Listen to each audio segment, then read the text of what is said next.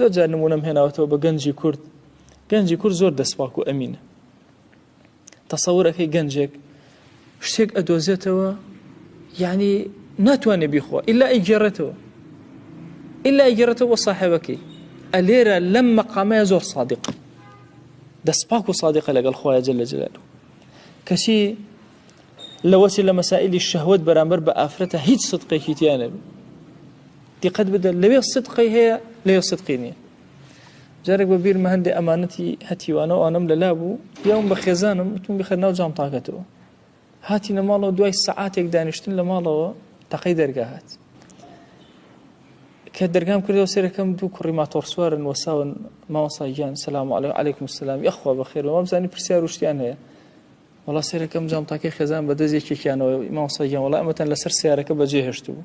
کە چی بوو نەژوورەوە لەسەر سیارەکە خێزانم ئەوی لەبیر چوو. پارێکی زۆریشی تیا بوو. دەستیان بۆ نەبردوو.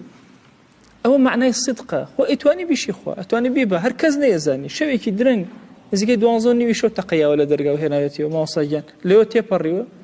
لەوە چێ ئەم گەنجە دەیان خاڵ لاواز هەبێتیە بەڵام ئەها ئەم بەشە بەهێزە چەند بەهێزە ئەوە نیشانەی صدقە. بۆیە ئەفەرمێ هەمومان ئێمە بەشێکی صدق و بەشێکی ناصدقمان هەیە. سبحان الله. ضعیفین لە شتێکە بەهێزین لە شتێکی ترە. بۆیە هەر یەکێک لە ئێمە موسڵمان پێویستە ئەم لایەنی صدقە لە خۆمانە ڕەنگ پێ بدەینەوە.